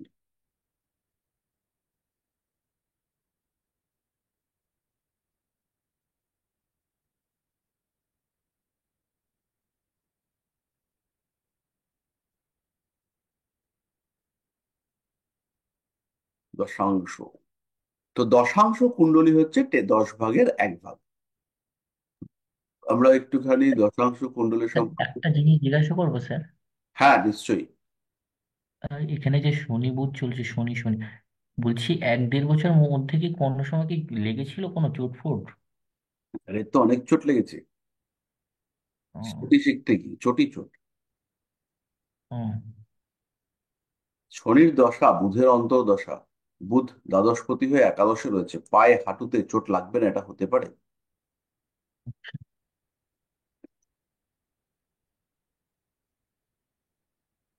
ওর জন্য জিজ্ঞাসা করুন স্যার। আচ্ছা, শেয়ারটা একটু চেঞ্জ করে দিই। তো দশাংশ কুণ্ডলী আমাদেরকে যেটা দেবে সেটা হচ্ছে পেশা, পেশার ধারা, উন্নতি, সাফল্য, প্রতিবন্ধকতা। দশাংশ কুণ্ডলীর ক্ষেত্রে যে বিষয়টা আমরা দেখব সেটা হচ্ছে টাইপ অফ প্রফেশন। আমি খুব বেশি জটিলতার মধ্যে যাব না, সিম্পল ভাবে বোঝাবার চেষ্টা করব যে কিভাবে আমরা পেশা আইডেন্টিফাই করার চেষ্টা করি। দশাংশ 30 ডিগ্রিকে 10টা দিয়ে ভাগ করা হয়েছে, তাই প্রত্যেকটার মান হচ্ছে 33 ডিগ্রি। তাহলে রাশিচক্রে বিযুগ্ম রাশিতে স্থিত কোনো গ্রহের ক্ষেত্রে প্রথম দশাংশ ওই রাশিতেই হবে। আর যদি যুগ্ম রাশিতে হয় তাহলে প্রথম দশাংশ নবম রাশিতে থাকবে। তাই যুগ্ম রাশি কোনগুলো? যুগ্মর আগে বিযুগ্মটা বলি। বিযুগ্ম হচ্ছে মেষ। তাহলে মেষ 1 নম্বর, মিথুন 3 নম্বর, এরা হচ্ছে বিযুগ্ম। এদের ক্ষেত্রে প্রথম দশাংশ এই রাশিতে পড়বে। তাহলে মেষের প্রথম দশাংশ মেষেই পড়বে, তারপরে বৃষ, মিথুন, কর্কট, এই করতে করতে যাবে। আর আহ যুগ্ম রাশির ক্ষেত্রে প্রথম দশাংশ নবম রাশিতে স্থাপিত হবে।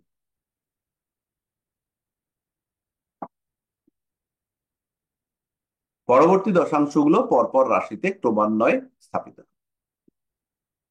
একদম সিম্পল।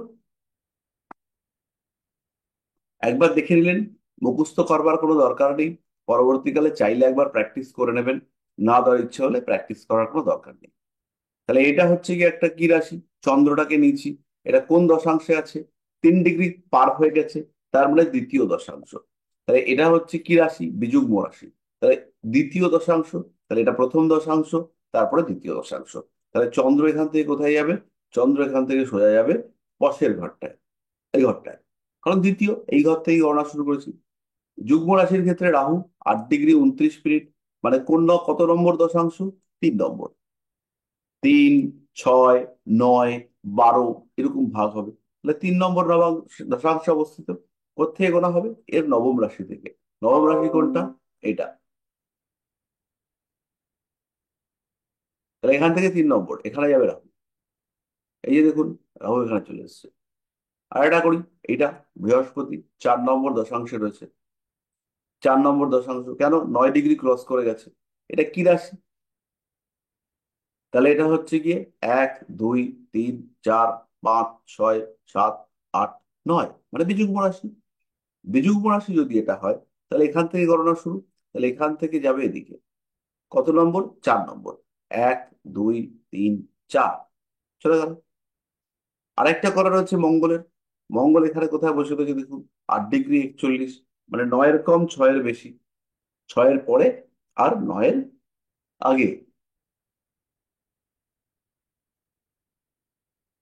তাহলে মঙ্গল কত নম্বর দশাংশে রয়েছে? 3 নম্বর। তাহলে এবার মঙ্গল কোত্থেকে গুনবো? এটা কিরকম? এটা হচ্ছে যুগ্ম। তাহলে এটা গোনা হবে কোত্থেকে? নবম থেকে, কর্কট থেকে। 1, 2, 3, তাহলে এখানে বসবে মঙ্গল। তো দেখুন এখানেই মঙ্গল বসেছে, এই যে মঙ্গল। তাহলে এটা আমাদেরকে খেয়াল রাখতে হবে এবং আমাদেরকে বসাতে হবে। তো বসিয়ে টসিয়ে দিলাম। এরপর আমরা একটু আগে যাই।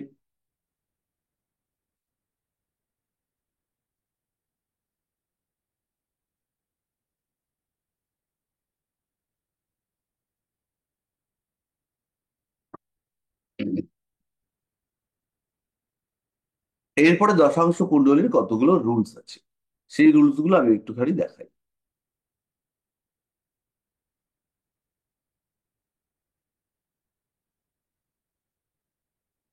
5টা রুলস। লগ্নপতি যদি D10 কুণ্ডলিতে বলবান এবং অপীড়িত হয়, তাহলে জাতক কর্মের প্রতি নিষ্ঠাবান হয় এবং সৎ প্রকৃতির হয়। তার পেশাগত উন্নতি কোনোভাবেই বাধাপ্রাপ্ত হয় না। D10 কুণ্ডলিতে লগ্নপতি যদি দুস্থানগত হয় কিংবা শনি বা কেতুযুক্ত হয়, তাহলে পেশাগত উন্নতি ব্যাহত হয়।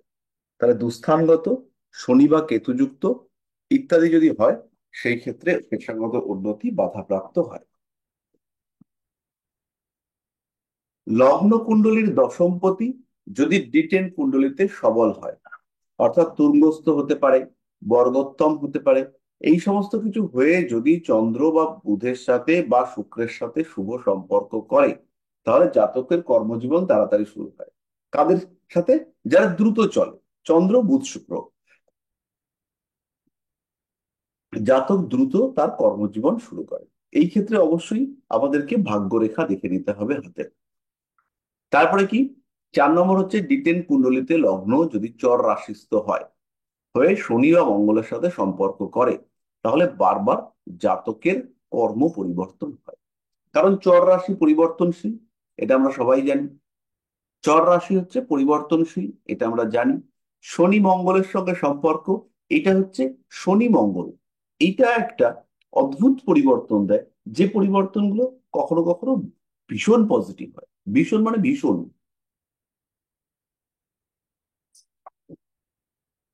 তাহলে এই শনি মঙ্গল যুক্ত হয়ে বা দৃষ্ট হয়ে যদি অবস্থান করে, কোথায় অবস্থান করে? চর রাশিস্থ হয়, তাহলে কর্ম পরিবর্তন হয়। কিছুই দরকার নেই। নর্মাল আমাদের জন্ম কুণ্ডলিতে যেটা দশমপতি, দশমপতি এমনি কুণ্ডলিতেও চরে রয়েছে, আর দশাংশ কুণ্ডলিতেও চরে রয়েছে। কর্ম পরিবর্তন হবে, কয়েকটা বার কর্ম পরিবর্তন হতে দেখতে পাওয়া যাবে। এটা কিচ্ছু করার নেই, এটা জাতককে ফেস করতে হবে।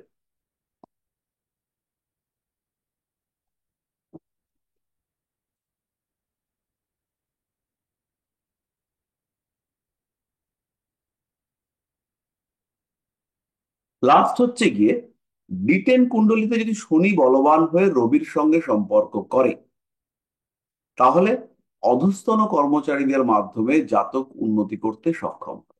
শনি হচ্ছে অধস্তন কর্মচারী, শনি ডেডিকেশন, শনি অনেক কিছু ইন্ডিকেট করে, তার মধ্যে অধস্তন কর্মচারীকেও ইন্ডিকেট করে। এইবার হচ্ছে গল্পটা, কিন্তু এই শনি D10 কুণ্ডলিতে যদি দুস্থানগত হয়, তাহলে কর্মচারীদের মাধ্যমে জাতকের অবনতি ঘটে। তাহলে এইখানে আমাদের এই 5টা রুল রয়েছে। এসব রুল টুল কিছু আপনারা মুখস্থ করতে পারবেন না। যদি কখনো পড়ান, টিউশন টিউশন করেন, তখন এই রুলস গুলো আমাদের কাজে লাগবে।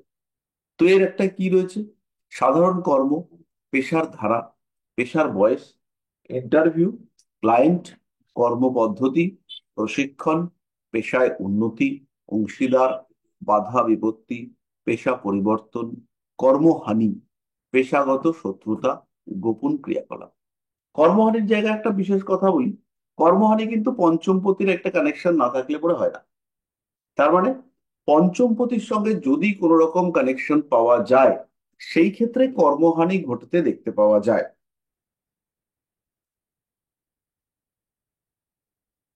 পঞ্চমপতির সঙ্গে কেন সম্পর্ক? কারণ পঞ্চমপতিটা কে? পঞ্চমপতি হচ্ছে দশমের অষ্টমপতি। তাই জন্য পঞ্চমপতির দশা, অন্তর্দশা, প্রত্যন্তর দশা, গোচর পঞ্চম ভাবের উপরে, পঞ্চম ভাবের সাপেক্ষে, পঞ্চম ভাবের সাপেক্ষে হচ্ছে D64 মানে 64তম নবাংশ,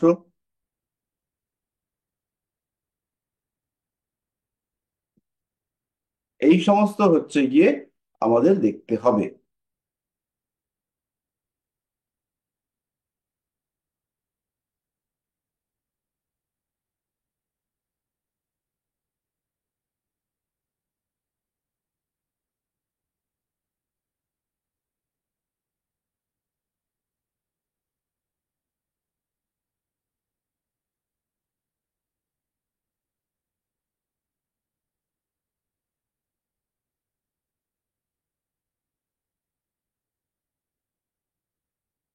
পরিষ্কার মোটামুটি?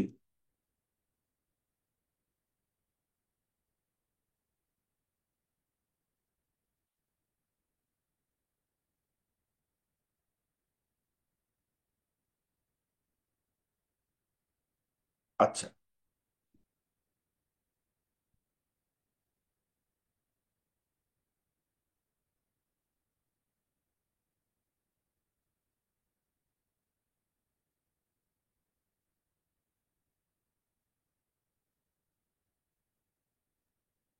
তাহলে স্যার, হ্যাঁ, এক্ষেত্রে যদি পঞ্চমপতি দশমপতি একই গ্রহ হয়, যদি ধরুন কর্কট লগ্ন পঞ্চমপতি আর দশমপতি মঙ্গল, তার ক্ষেত্রে কেন দশম ভাবের উপরে কোনো গ্রহের গোচর দেখা গেল, মঙ্গল পঞ্চম ভাবের মুখ্য ফলদাতা গ্রহ এবং অশুভ হুম অবস্থায় রয়েছে, সেই ক্ষেত্রে গন্ডগোল হুম, হবে।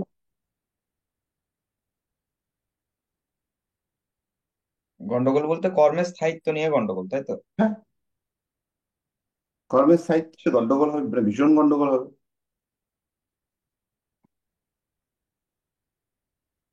হুম। হুম।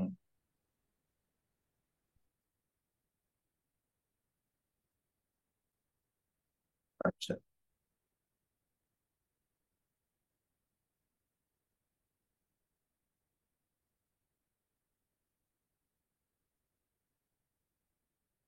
তাহলে দশাংশ সম্পর্কে একটা মোটামুটি আহ বেসিক একটা একদম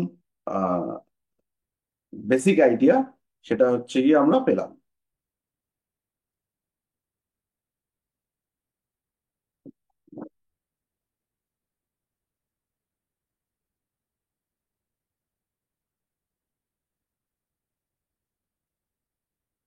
তো এর পরের দিনকে আমরা দশাংশ কুণ্ডলী কিভাবে বিচার করা যাবে সেটাতে আমরা করবার চেষ্টা করব, এবং দশাংশ কুণ্ডলীতে কি কি স্পেসিফিক বিচার আমাদের রয়েছে এবং কিছু বিশেষ রুল বলা যেতে পারে, থিওরি বলা যেতে পারে, কিছু দ্রষ্টব্য বলা যেতে পারে, সেগুলো আমরা হচ্ছে গিয়ে দেখব।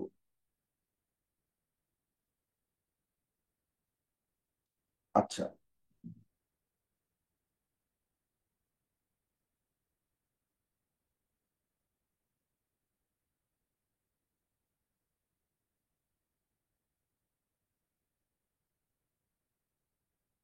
এবার কারোর কোনো প্রশ্ন থাকলে পরে সেটা একটুখানি বলুন।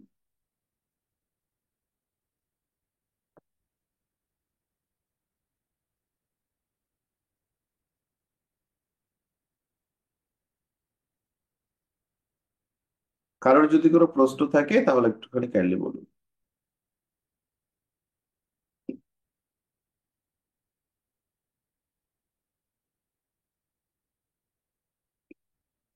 শোনা যাচ্ছে? সুষমা, শোনা যাচ্ছে? হ্যাঁ হ্যাঁ স্যার, শুনে যাচ্ছে। হ্যাঁ, যদি কোনো রকম হচ্ছে প্রশ্ন থাকে তাহলে সেটাকে একটুখানি বলুন।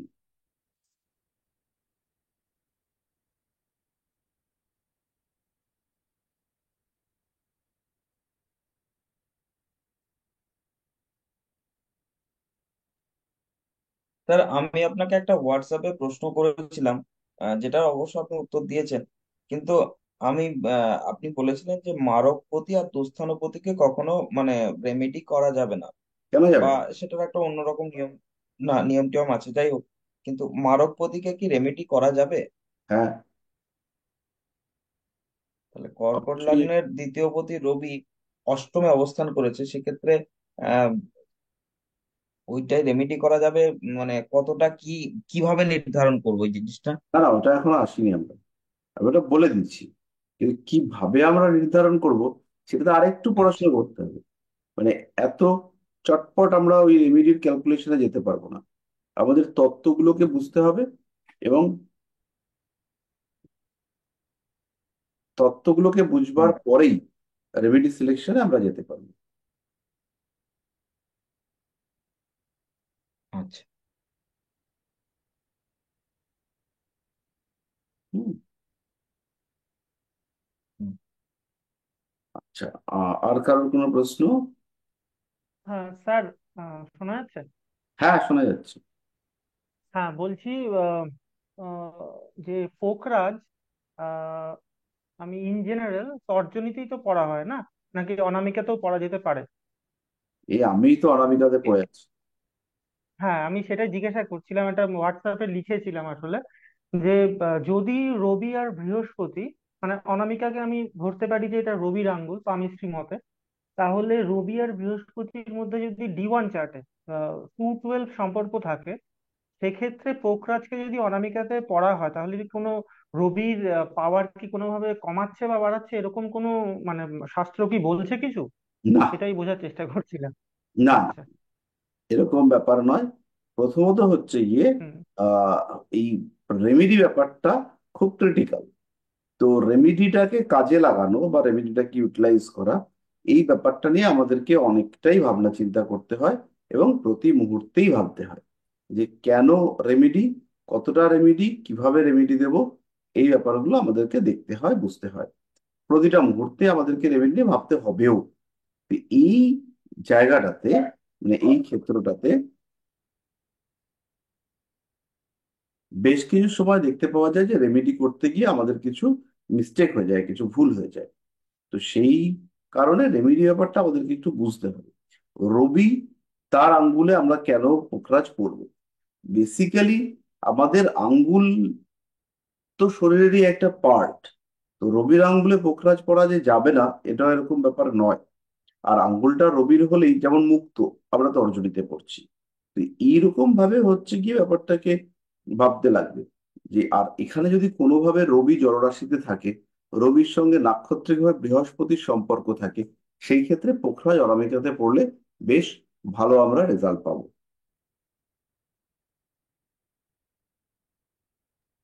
Thank you.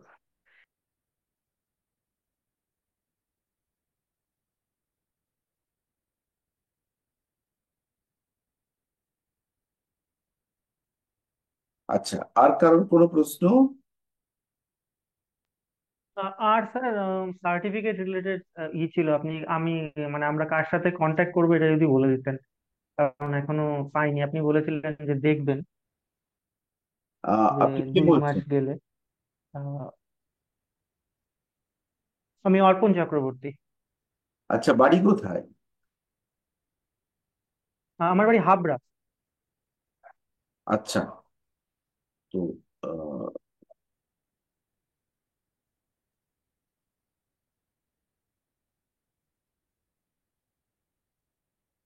আপনি একটা নিতে পারেন, সেটা হচ্ছে গিয়ে কনফারেন্সে, সেটাই বেটার। আর যদি কনফারেন্সে নিতে হুম না হুম চান, সেই ক্ষেত্রে হচ্ছে হুম। গিয়ে আমাদের এখান থেকে নিতে পারেন। আর তাও যদি না চান, তাহলে বাড়িতে পাঠিয়ে দেওয়া যেতে পারে। না, সেক্ষেত্রে কনফারেন্সে নেওয়াটাই বোধহয় বেটার। তো তার লাস্ট জন্য তাহলে একটা ওয়েট করি আমি কনফারেন্স তাহলে। গেল, তো হুম সেটায় তো আপনি হুম হুম। পার্টিসিপেট করেননি, করেছিলেন? আসতে পারিনি। না, আসতে পারিনি, আমি আসলে বাড়ির বাইরে ছিলাম এই সময়, আচ্ছা। মানে স্টেটের বাইরে। হুম। তো সেই ক্ষেত্রে তো কিছু করার নেই। তো নেক্সট কনফারেন্সে তো। হ্যাঁ স্যার, ঠিক আছে। হ্যাঁ স্যার, সেটাই বেটার, নেক্সট কনফারেন্সে তাহলে মানে সেটাই ঠিকঠাক হবে আর কি। কোনো ইস্যু নেই। ঠিক আছে, থ্যাংক ইউ। ঠিক আছে।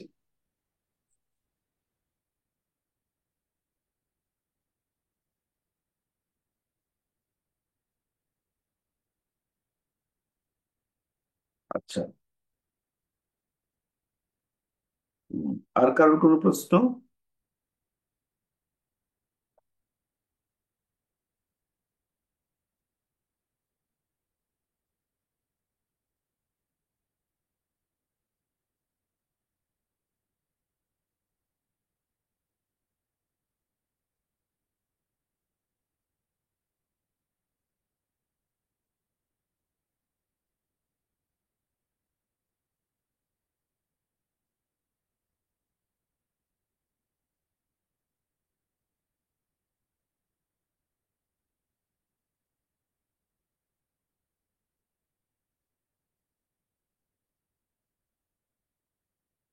যাই হোক, তাহলে আমরা আজকের ক্লাসটা এই পর্যন্তই থাক।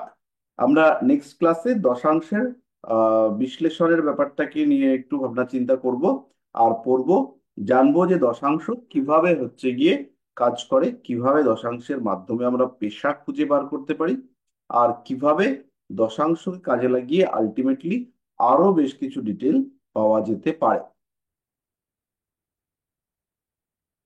তাহলে আজকের মতো এই পর্যন্তই থাক। সবাই খুব ভালো থাকুন, আর শুভরাত্রি। শুভরাত্রি স্যার। শুভরাত্রি good sir. Night sir. Good night.